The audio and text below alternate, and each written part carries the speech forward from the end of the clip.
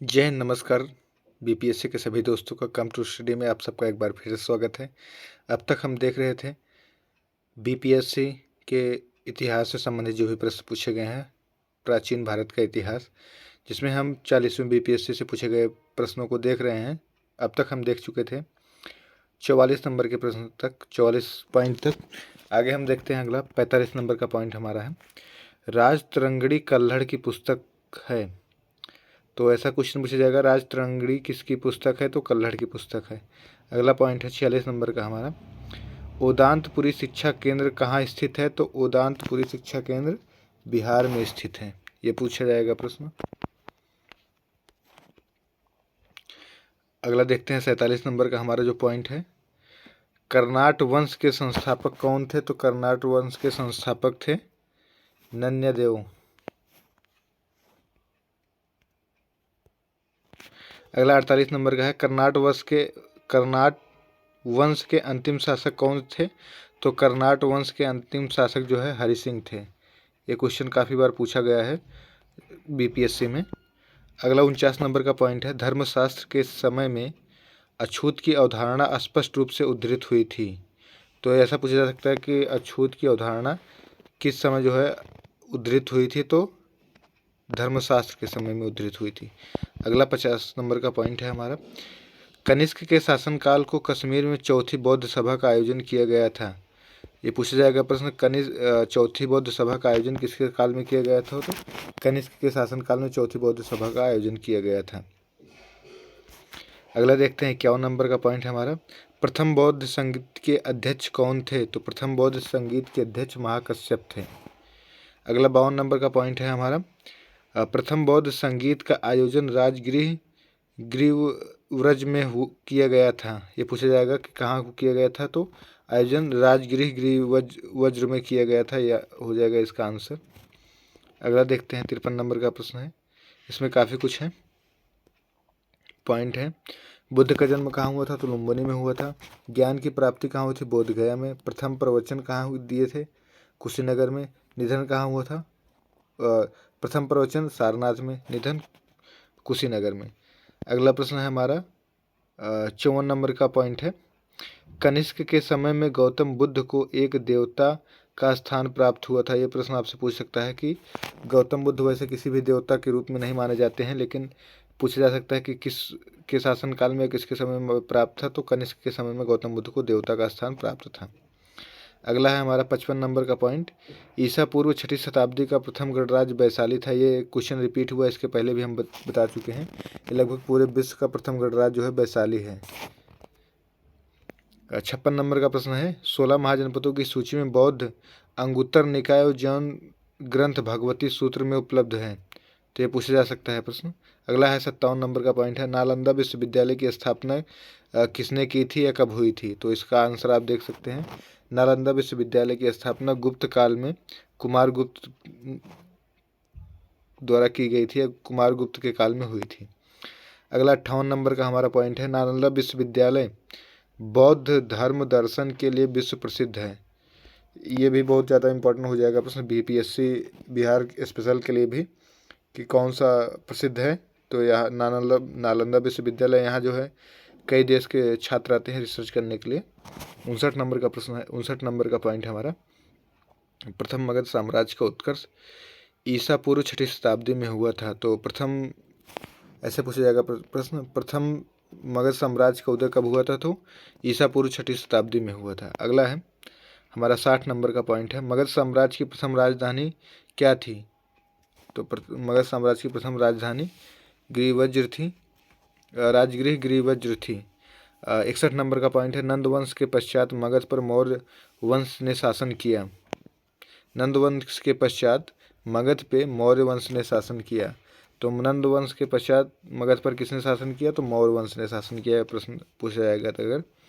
अगला देखते हैं हम, विशाखादत्त ग्रंथ मुद्राक्ष और चंद्रगुप्त मौर्य की विशिष्ट रूप में वर्णन हुआ था। तो विशाखादत्त जो ग्रंथ है उसमें मुद्राक्ष और विशाखादत्त ग्रंथ में मुद्राक्ष में चंद्रगुप्त मौर्य का विशिष्ट वर्णन हुआ था, तो पूछा जाएगा कि किसमें विशेष वर्णन हुआ था, तो विशाखादत्त ग्रंथ मुद्रराक्ष में। 63 नंबर का पॉइंट है, मगध शासक धनानंद सिकंदर का महान समकालीन था। ये प्रश्न काफ़ी बार पूछा जाता है, बीपीएससी के अलावा यूपीएससी में भी पूछा गया प्रश्न है कि मगध शासक धनानंद किसके समकालीन था, तो मगध शासक धनानंद सिकंदर महान के समकालीन था। सिकंदर महान भी आपको ध्यान रखना है। अगला 64 नंबर का पॉइंट है,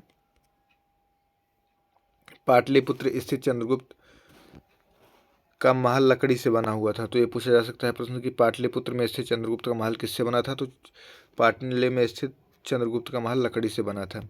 शिवाजी ने अष्टप्रधान का गठन किया था। अष्टप्रधान का गठन किसने किया था, तो शिवाजी ने किया था। आप लोग जानते हैं मुगल साम्राज्य का उस समय पतन हो रहा था, या मुगल साम्राज्य समाप्त होने की कगार पे था। रुद्रमन के जूनागढ़ अभिलेख से पता चलता है कि चंद्रगुप्त का प्रभाव पश्चिम भारत में था। ये प्रश्न बहुत ही डायनेमिक रहेगा कि किससे पता चलता है कि चंद्रगुप्त मौर्य का प्रभाव पश्चिम भारत में था, तो रुद्रमन के जूनागढ़ अभिलेख से पता चलता है। ये जो है आपका बहुत इंपॉर्टेंट हो जाएगा, ये वाला पॉइंट। जूनागढ़ का अभिलेख जो है उसी से पता चलता है। 68 नंबर का पॉइंट है, भारत में अशोक का अधिकार चोल, पांड्य, सातयुक्त, केरलपुत्र, ताम्रपर्णी, श्रीलंका को छोड़कर स्वतंत्र था। अगला 69 नंबर का हमारा पॉइंट है, अशोक के शासनकाल में तृतीय बौद्ध संगीति का आयोजन पाटलिपुत्र में हुआ था। तो अशोक के शासनकाल में तृतीय बौद्ध संगीति का आयोजन कहाँ हुआ था, तो पाटलिपुत्र में हुआ था। यह प्रश्न पूछा जा सकता है, इसका उत्तर यह होगा। अशोक के शिलालेख किस भाषा में लिखे गए हैं, तो अशोक के जो शिलालेख हैं वो प्राकृत भाषा में लिखे गए हैं। 71 नंबर का पॉइंट है हमारा, अशोक धर्म एक नैतिक संहिता थी। अशोक धर्म एक नैतिक संहिता थी जिसने काम, पाप करना, कल्याण करना, दया दान करना, सत्य बोलना, पवित्रता में रहना, स्वभाव में मधुरता तथा साधुता बनाए रखना सम्मिलित था। अशोक का जो धर्म था इन सब पे आधारित था। इसका एक एक पॉइंट आप लोग ध्यान रखेंगे, पूछा जा सकता है। कभी कभी ये पॉइंट दे के पूछा जाएगा कि कौन सा था नहीं था।